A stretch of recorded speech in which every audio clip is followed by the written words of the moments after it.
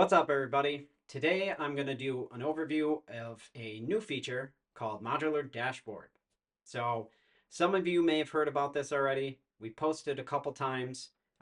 Herman got this wrapped up, and I just want to do some highlights on it and see what you guys think. So let's just jump right in here. So I'm going to do a brief overview of the docs, and then we'll dive right into the example, and you can kind of see what's available to you. So what is a modular dashboard feature? So for those of you who've been using Payload for a while, you're probably pretty familiar with what the dashboard looks like now. Pretty straightforward. It just outputs all your collections in this card format, right? Not unhelpful, but say you want to present your users with more information, dynamic information. Modular dashboard allows you to do that however you please. So you can create widgets, components for data like issue tracking, for website traffic, for number of logged in users, number of documents, anything. You know, the sky's the limit, really. So you can put those all in the dashboard and drag and drop those around as you please so that when users log in, they see exactly what you want them to see immediately. They can get all their information just by logging into your app without having to click around to 1,000 different places. So pretty sweet. It's pretty simple to define your widgets. You just admin, dashboard, widgets, and then give it a slug, give it a path, and then you can set a min width and a max width. So, and your options are, small, medium, full. And why would you want to do that? Well, say you have a pretty straightforward component like logged in users, right? That's not going to be, there's not a lot to it. So you can set that to small so that when you're adding new widgets to your dashboard, you could stack, 3 or 4 next to each other that are all set to small in one row. And then below that, you have a component for website traffic, for example. You want that, say it's a graph, you want that nice and big, easy to read. Perfect.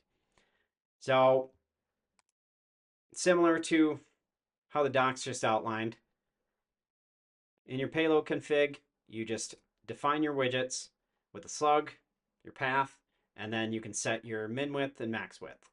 So pretty straightforward. I built all these components already, so they're all ready to go. Let's see how we add those to the dashboard.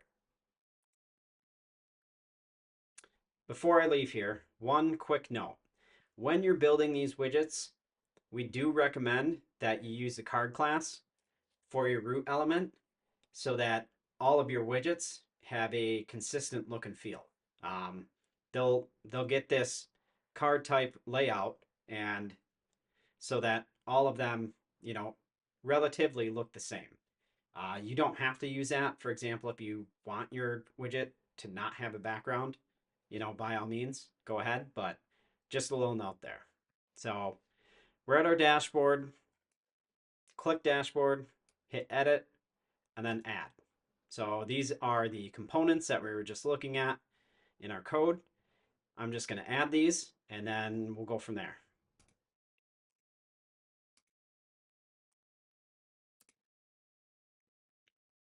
Boom. So here are our components. First up, we've got blog post moderation. This one shows us blog posts that are in review, blog posts that are set to draft, and then how many we have published. Then we have community help topics. So if you're familiar with our website, with our Discord, we pull in the solved threads from our Discord and output those on the front end of our website so that people can search through them and find answers to common questions. This shows how many new topics that we've added or solved this week. And then we've got a component for GitHub stars. It shows us how many new stars we have this week and how many we have total. And then next up, we've got website traffic. How many new visitors, how many returning visitors. And so going back to those size options, here's where those come into play. We want to see this larger, make it more easy to read. Just set it to full, and it's nice and big. And like I mentioned before, this is flexible. You can move these around. So you can reorder these, drag and drop them however you want. So say you want this up here. Easy.